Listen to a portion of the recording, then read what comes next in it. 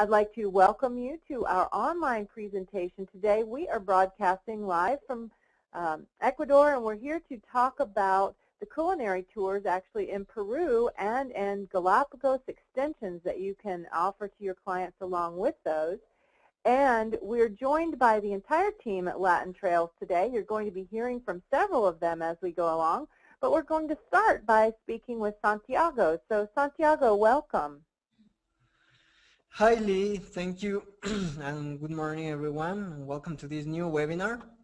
So as Lee told you, we are presenting the new logo from LatinTrails Peru. We are really proud to present the new brand that we are offering in 2014.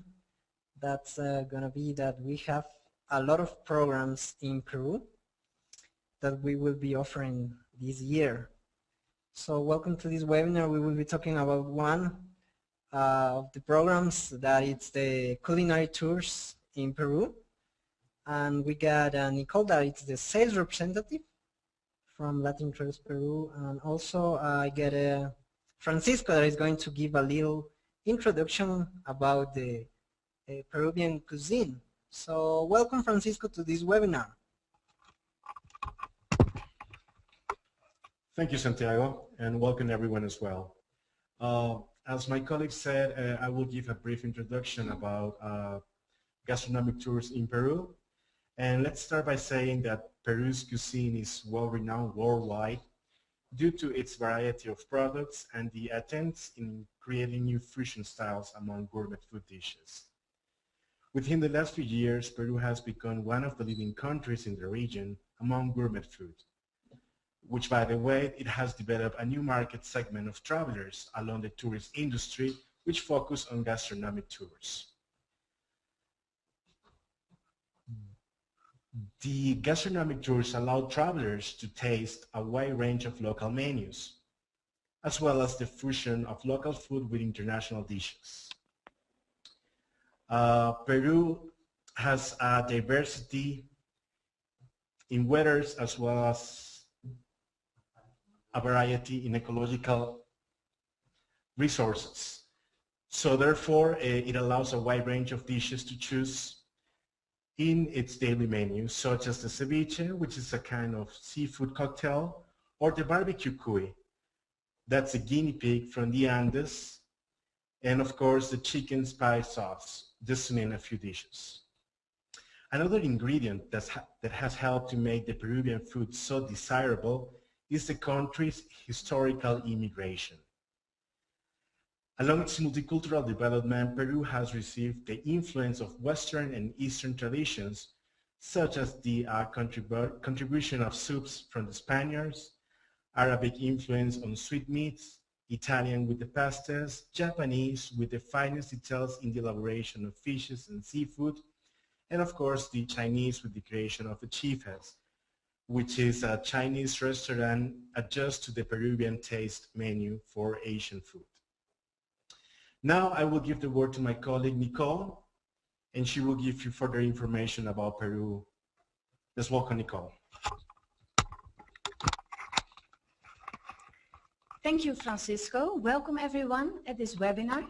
My name is Nicole and I am the sales representative of LatinTrails Peru.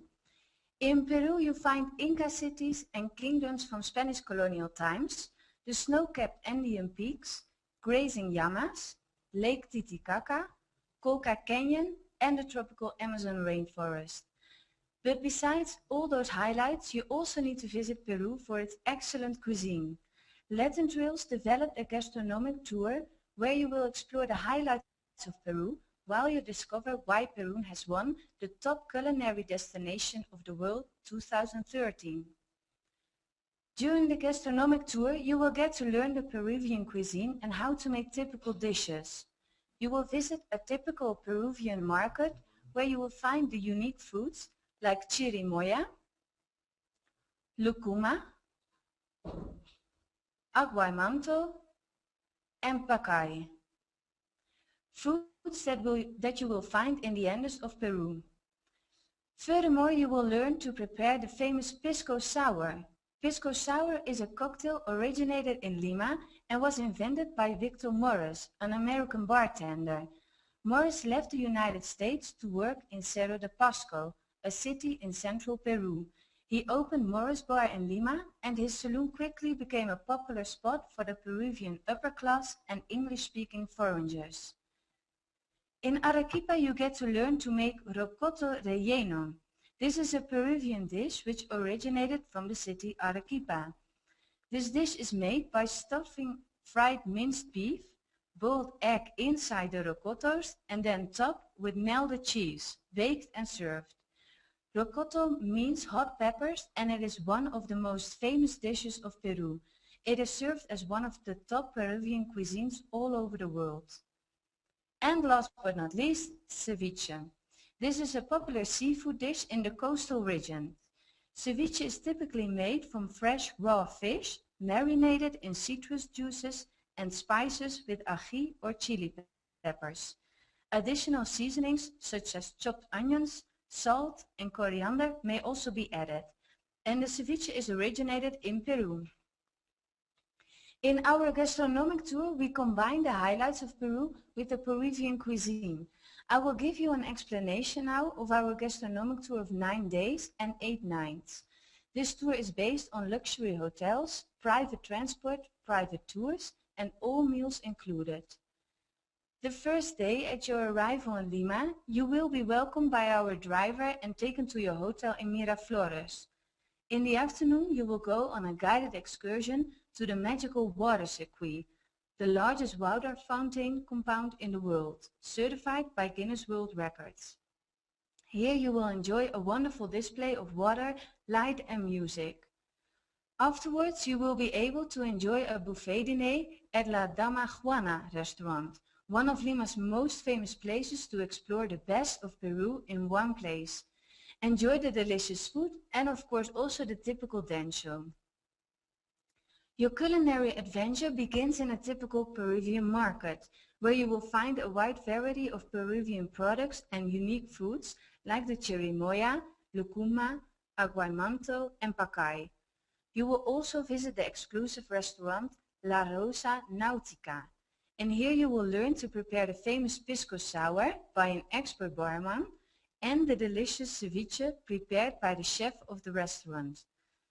Then you will taste a delicious lunch featuring the most representative dishes of the Peruvian cuisine. The next day you fly from Cusco to Arequipa, where you will be received by your guide and taken to your hotel. When you are ready, your guide will take you to the Guairanas restaurant, where you will receive an interesting cooking lesson and you will learn how to prepare ceviche, rocoto relleno and 2 different types of pisco sour. Afterwards, you will be able to try what you have cooked. In the afternoon, we invite you on a private city tour of Arequipa. Arequipa is known as White City because of the many buildings made of volcanic stone. You will go to a local market and get to know about all the typical fruits and vegetables. The highlight of this tour is the visit of the Santa Catalina. Here, over a period of 300 years, up to 150 nuns lived with her maid completely closed from the outside world. In 1970, the monastery gates were opened for the first time to the public. The next day, you will enjoy a nice day tour to the Colca Canyon. You will leave very early in the morning to the famous Cruz del Condor point. Here you have a fantastic view of the canyon and, if you are lucky, of the flights of the condors. Then you will make some stops in some small towns, and on the road you will visit the Colca Lodge, where you will be able to enjoy the hot springs and a nice lunch. In the afternoon you come back to Arequipa. In the morning you have a flight from Arequipa to Cusco. At your arrival in Cusco, you will be transferred to your hotel. In the afternoon, you will enjoy a guided city tour where you will know the cathedral, the Coricancha temple, and 2 museums located in the city. Right after that, your guide will accompany you to the Chocolate Museum, where you will learn how to prepare chocolate truffles. And this will be a workshop that will last about 2 hours. At the end of the workshop, you will leave with your creation, of course. The workshop will teach you efficiently how to prepare the truffles so that you can prepare them at home for family or for friends. The next day you will enjoy a full day tour of the Secret Valley. The Secret Valley of the Incas is really a magical place. You can discover everything from colorful markets to the fascinating architectural remains. You travel to Pisac, which is a lofty Indian village with its native market. Indians have gathered here for centuries to sell their merchandise. The daily handicraft section is famous for ceramic jewelries, textiles and other Peruvian artifacts. In the afternoon you continue to the town of Ollantaytambo. Here you can climb the steep stone steps up to the imposing fortress at the top of the mountain, and you will have breathtaking views down the valley. Of course, you can also admire the Temple of the Sun here. Early in the morning you will be transferred to the train station in order to take the train.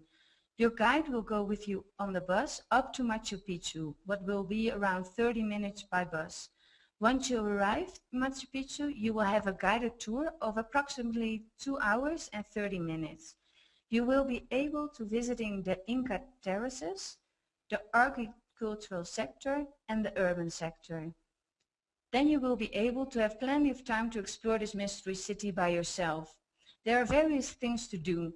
You can walk up to the Sun Gate, what will be around 45 minutes to 1 hour. A walk to the Inca Bridge, what will be 40 minutes. Or you can walk up to Huayna Picchu mountain. That will be 2 hours. That will be a very steep climb. It's not a really nice flat walk, so you have to be aware of this, and you also have to book the tickets in advance because they only allow a certain amount of people to enter the Huayna Picchu each day.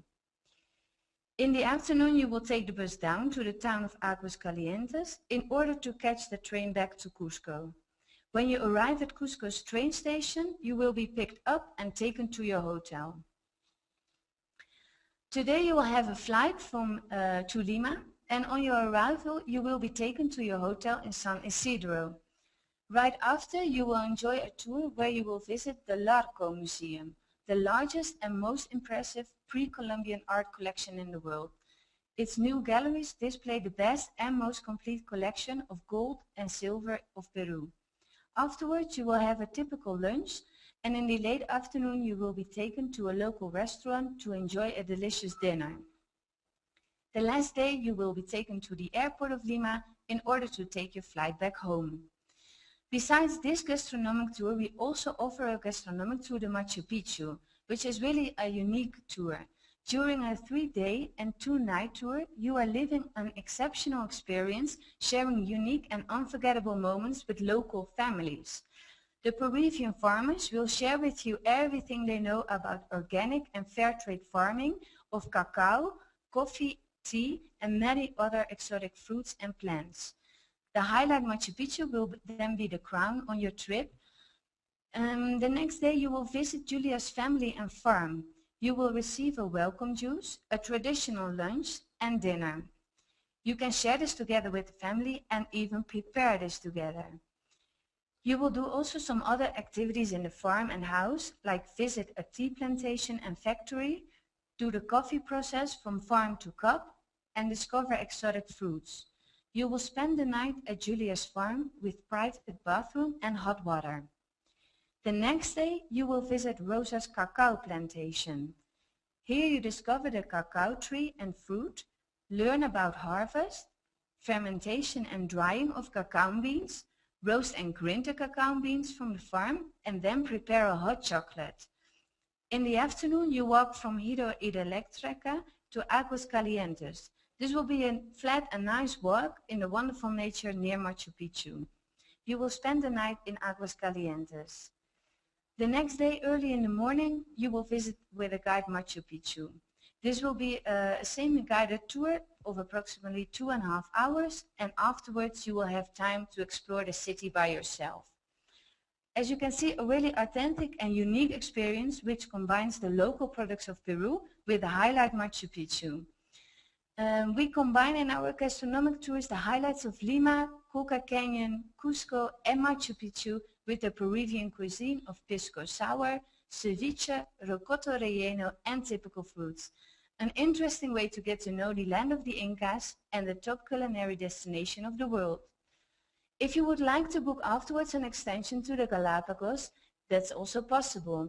My colleague Javier will tell you more about the Galapagos island hopping programs.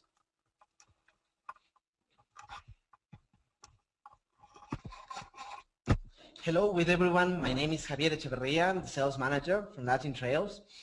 I would like to remind you that we are asking all your questions that you are having right now about the Peruvian food and programs. And also if you have questions about island hopping programs, it will be a pleasure for us to answer all the questions that you are having. I'm going to talk to you about the two different ways that you can visit the Galapagos Island. The first one is an island hopping program. So I'm going to describe all the itineraries and all the programs that you can make with these kind of programs. And the other way that we can visit the Galapagos Island is by cruise. Our general manager is going to describe also more information about our cruises and all the facilities that we are having on the Galapagos Island. I'm going to explain you about the Galapagos Island program, which is, these programs, these are base programs on the island, and they have their overnight on the island as well. And during the days, we just visit the places and the islands close from this main island. There are 4 different places where all the people can have the overnights. The first one, the biggest one, is the island Santa Cruz. The second one is Isabela. The third one is San Cristobal. And the fourth one is Floriana. We combine different programs. It depends of the length of period of time of the people that they are going to stay in Galapagos. We have different categories from hotels. We have different categories from restaurants and all the facilities in all the main places that you are having in Galapagos. I'm going to talk to you about the advantage and disadvantage from these programs. I'm going to talk first about the advantage from the island hopping program. Especially, this program is especially made for the people who have seasickness problem. That's a program with facilities for the people who don't want to stay long periods of time on the cruises on board. And we have also facilities to go by small planes. As you saw in the picture before, in this picture, you can see the small planes that we have on the Galapagos Islands. These planes are only for 5 and 8 passengers. So you need just to consider if you are taking these programs. As you see on the planes, the capacity for luggage is limited. So it's good that you take that in consideration. But this program, the island hopping program, especially made for seasickness persons who just want to enjoy the Galapagos Island, we just give you all the facilities with small boats just to visit places close from the island, but it doesn't take too long on board. So that's a good facility, and they just take the flights to visit the other places as well. Another advantage from the island hopping programs is the time that you spend on the evening on the island. So that's also a wonderful idea. Especially these programs are made for people who just want to have more nightlife on the island, and sometimes if they want to enjoy the beautiful and also delightful restaurants that we have on the Galapagos as well. We have some bars, we have some fitness centers, we have a lot of facilities that and places also to buy souvenirs. So that's a good advantage for the people who just want to have some facilities from the hotels and also from all the places that we have in the Galapagos Island on the main places where the population lives, and also to have the experience for the wildlife that you have also on the island. The other advantage for an island hopping program is the price. That's also a good combination where you are trying just to get something from the Galapagos Island and also for a cheaper price. I'm going to talk to you about also from the disadvantage from the island hopping programs. The first one, and I think it's the most important thing, is when you have a specific request from when someone wants to see a specific animal. To give you an example, there are some birds like you are watching right now on the picture. We have the red boobies. We can find these birds only on the Genovesa Island, which is 10 hours one way from Puerto Ayora, from Santa Cruz, and 10 hours back. So it's impossible to do that in one day. So we can't include that island on the island hopping programs. And also another good example, and especially made for the people who love also these birds, the albatross. The albatross we can find in the Española Island, and this island, you can visit only this island also with the cruises. It's not possible to do with an island hopping programs. There are a lot of birds, there are a lot of animals, and there are a lot of places with beautiful landscapes, and sometimes it's not possible to combine that. It's because of the distances that we have. So that's a disadvantage for this kind of programs, that is not possible if you have a specific request. Another advantage, and I can say disadvantage for this kind of programs, is with a cruise you travel always in the evening, and while you are resting on board, you are going to one place, to one island, to another island. With these programs, we need to always travel in the morning or during the day. So it's going to take more time of the visits. That's a disadvantage. And the last disadvantage that I can honestly say you is on the cruise you just carry your luggage and you just put one day your luggage in the cruise, and you don't worry for the luggage the whole time. With an island hopping program, while we are traveling to the different islands, we just need to carry your luggage all the time. So it's better that you know this kind of difference that you have in this program. It's better for your information. We also have some different programs made for young people and for old people. So that's better that you take that in consideration, because for young people we just make some activities with sports, with adventures. We just rent some bicycles. We have some kayaking, snorkeling, and hiking options. And for the old people, we're just considering some walking areas, more beautiful places, landscapes, and also some shopping areas that they can take in consideration. Another thing that you must take in consideration is we just need to take some speedboats. If they don't want to take the small planes, we just need to consider that we have some speedboats going from one island to another island. And there is a specific period of time from June until November where the water is rough. And you just need to know that the movements of the boats is real hard. So it's, especially in those months where the water is more cold, the cold current comes from the pole, so you can visit more animals and some fishes, but it's better that you know that you take in consideration. And the island and also the daily tours that we offer with an island hopping programs, we have some island, I'm going to mention the island that we can visit with an island hopping programs, which are Santa Cruz, San Cristobal, Isabela, Floriana, Plazas, Santa Fe, Bartolomé, and Seymour. These are the pictures that you are watching right now in our computer. Okay, that's to give you more information. We just are making some itineraries. It depends also. We just elaborate tailor-made programs with an island hopping options. So we just work with that, or we have also specific itineraries which are already made. So it depends what you look for that, and also we take in consideration the category of the hotels and also the ages of the people that they want to visit. I'm going to pass the microphone to the general manager, who is going to talk to you about the second option to visit the Galapagos Islands, which are the cruises. Thank you very much for your time. Hello, everyone. Thank you, Javier, for that introduction and your explanation on island hopping programs. I'm going to talk about live-aboard cruises in the Galapagos Islands. LatinTrails has yachts in the Galapagos Islands, the Galapagos Seaman Journey. On board these yachts, we offer live-aboard cruises, which means that you sleep on board the yacht at night while the boat is traveling in between islands. And every day you wake up at a different island. This is actually the main advantage of taking a cruise. Both programs are great. Island hopping is for some people, especially for the people that are not comfortable sleeping on board a boat and that are not comfortable being in at sea at all the time. So if you don't have your sea legs, the island hopping program is a great option.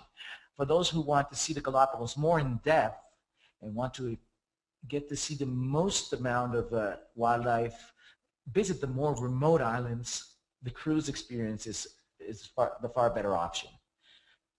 We have, right now we're looking at the Galapagos Seaman Journey. All our boats that we operate are for 16 passengers only, so it's a very intimate trip.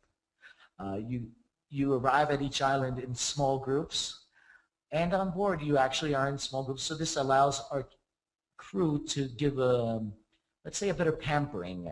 We can be a little bit more exclusive on the meals.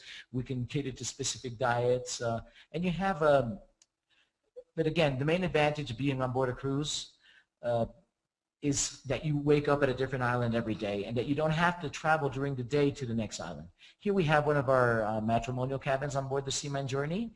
It has a queen-size bed. All cabins have private bathrooms, and they have ocean views. So you don't have portholes in our cabins. You have windows that can be opened. Here's one of the itineraries of the Galapagos Seaman Journey. Just to give an idea, the arrows that are highlighted in red, this represents a 4-day cruise. That departs from Santa Cruz, it goes up to Genovesa. This is the navigation that Javier spoke about. It's about 10 hours. Fortunately, it's done by night while everybody's sleeping, and you comfortably are rocked to sleep as the boat navigates. There is a few months that the sea is a little bit rougher, but on the cruise boats, there is a big difference with the day trip boats. That you will get some movement, but you're in your cabin, you have a bed, and you're sleeping during navigations. On a speedboat trip that ferries you from one island to another, these are smaller boats, and there is a lot more movement. So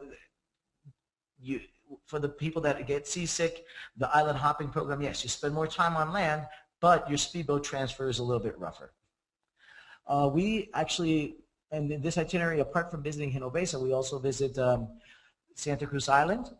We visit, right off Santa Cruz is Plazas Island, where we find land iguanas. We visit Santa Fe, and we end at San Cristobal. We also have a 5-day program, which is highlighted in green. We visit the main highlights on San Cristobal Island, amongst them Punta Pit, where you can also see the red-footed booby. Española Island. On Española, we have Gardner Bay, which is considered one of the 10 best beaches in the world. And we have the trail at Punta Suarez, where we find the waved albatross and several other bird species. This is one of the most beautiful islands in the Galapagos. Follow on to Floriana Island. This is where we have the Post Office Bay and one of the most historic icons in the Galapagos. Finally, we end at Santa Cruz visiting the Charles Darwin Station, and you fly out of Puerto Ayora. Then finally we have, just to mention, we can combine the green and red itinerary, both 4 and 5 days, into an 8-day program. So you can visit both Genovesa, Española, Floriana, and the main highlights of the western side of the archipelago, of the eastern side of the archipelago, I'm sorry. Then we have a 8-day program that goes out to the western side of the archipelago. It starts on Santa Cruz. We visit Isabela Island, which is the largest island in the Galapagos. And within the island itself, there's a lot of diversity. We would start at Puerto Villamil, which is the main port. And here you have the white-tip reef shark channel amongst the highlights, and the Sierra Negra volcano.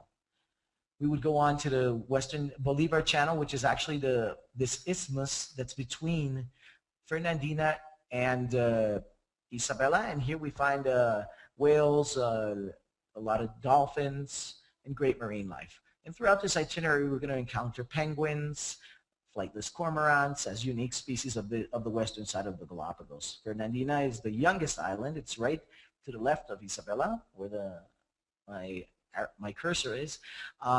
This is the youngest island in the Galapagos, and it still has volcanic activity. Just a couple of years ago was the last eruption. So this could actually be one of the attractions to see a volcanic eruption from the safety of your boat. Then we sail around the northern tip of Isabela, and we come into the central part of the islands, visiting Santiago, Bartolome, Rábida, and finally we end with North Seymour and at Santa Cruz. So that's a little bit about the itinerary on board the Seaman Journey. Here we have the luxury yacht. or the highest end yacht that we offer. One thing about all our yachts, all the cabins are above the waterline, so you don't have any lower deck cabins. This is as well on the Seaman Journey. Here's the sun deck. We have day beds, a couple of jacuzzis on board. This is a sample of one of the cabins. All cabins have king-size beds. So in general, you can see that it is the more comfortable boat. The Seaman Journey, you can combine the programs up to 14 nights and have a 15-day cruise without repeating any islands. Of course, this is very seldom that you would get a traveler that wants to do that. It's more for somebody that is within a niche and that has a really, really strong interest in wildlife. Not everybody does, and most travelers visit us for 4 nights, 5 nights, or 7 nights. And this is a little bit about LatinTrails, our programs in Peru, our culinary program, which actually has opened our appetite today. And we can extend into the Galapagos, either island hopping program or a cruise program. LatinTrails also offers programs in Peru and Ecuador in the Amazon rainforest, either by visiting a lodge or a cruise. And here's our booking information. And now I'm going to leave some time open for our question session. And I actually will be taking the questions personally. Great, thank you, Marcel. And Javier has answered a few, but I would encourage all of you who are listening to send your questions in now, and we will get those answered. So open up the question box, type in anything you might have, and we will get that answered. So there was a question here about which months tend to have rougher waters. Which months has rougher waters? Well, the first half of the year between December and June, the waters are a lot calmer in Galapagos. Between June and December, the second half of the year, you have rougher waters throughout the second part of the year.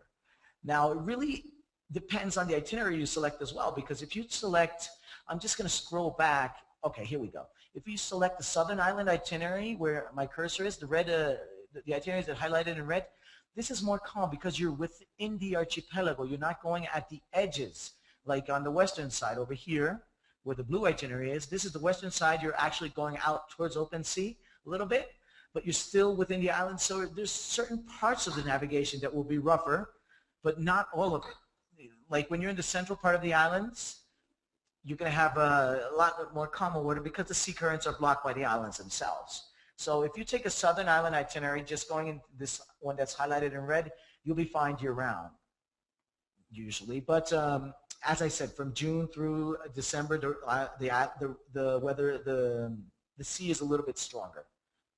Okay, that's great. Thank you. And there was a question about getting brochures, and so is that something that can be ordered through your website? I'm going to be very honest here. LatinTrails has not produced a brochure for 5 years now. We do everything digital. We do everything online. We try to, we try to, as much as possible, to be an eco company. What we can do is actually all our PDFs are found on LatinTrails.com, and these can be printed if you need to send them out to somebody. Okay, that's good. Thank you. The question here about walking and walking sticks. Do the boats offer walking sticks, or should someone bring their walking stick along with them?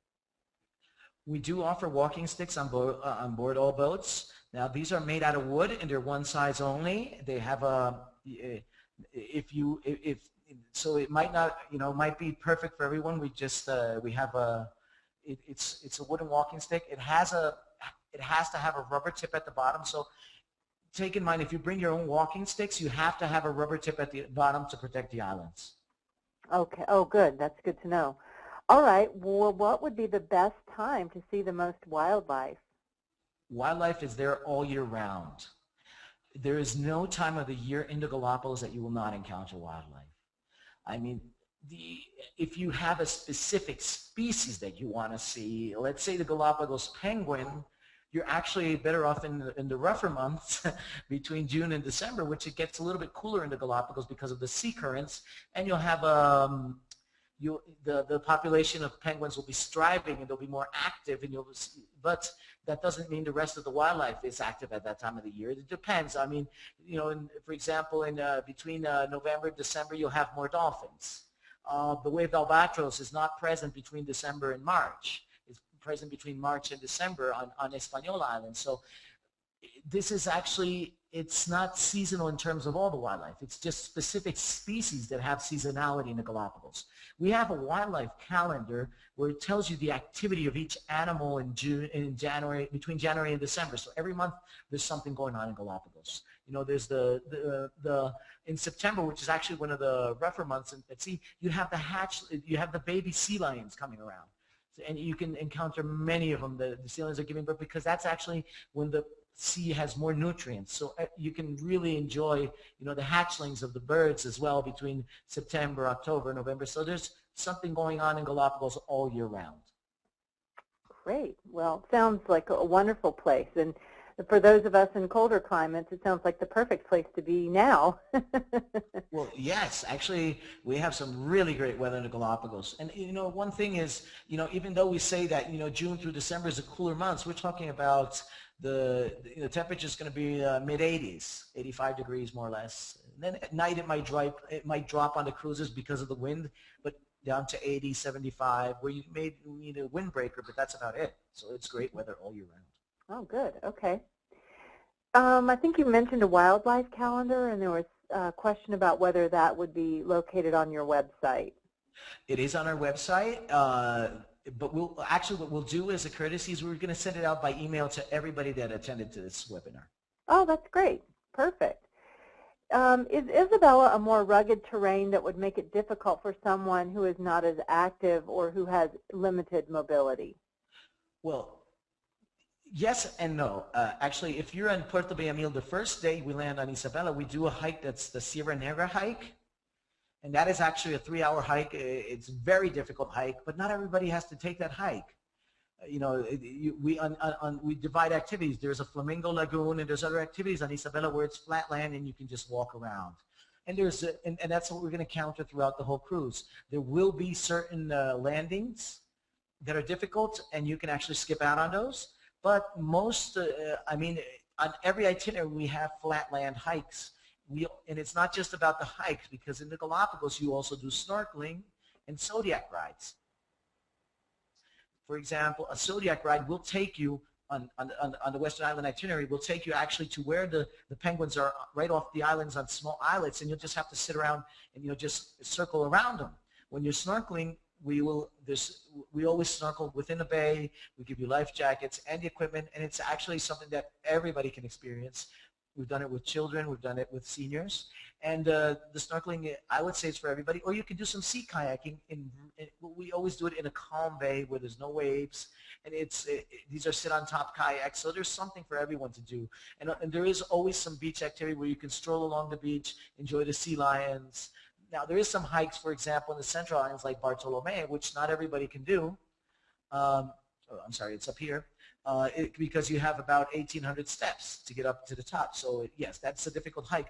But on the same day and during the same visit, you can skip that hike and spend some time at the beach with the sea lions, crossing the isthmus and seeing the sea turtles laying there nesting. And you have some snorkeling activities where you will encounter, if you're lucky, penguins or sea turtles swimming in the water. So there is something for everyone and for all ages.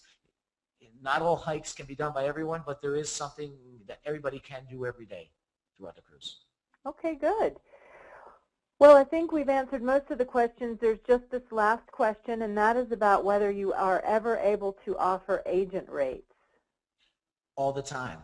What we don't do is we don't organize group fam trips because our boats are small, 16 passengers. So if I say, okay, on, let's say, October 20th, we're going to do a group fam trip, we would be actually offering a fam trip for over 50% of our capacity because everybody's going to sign up for it. So we do it on an ad hoc basis. I mean, we take agents all year round. We are open to taking agents and offering fam trips on our boats all year round. You just have to write to us. Our contact information is right back here. You just write to us and you tell us, look, I can go to Galapagos in January. These are my dates. Do you have availability for agents? We'll say, okay, we can do it at this date, or we'll suggest you a list of dates where we can offer you an agent rate. We're always open to having agents on board, and it doesn't have to be a specific fam trip departure. Okay, very good.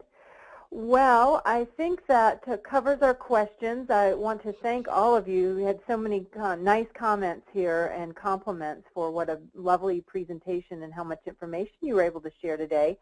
So Marcel, let me just turn it back over to you for anything else you might want to add before we close. Well, I want to thank everyone for attending our webinar, for bearing with us for this almost 1 hour.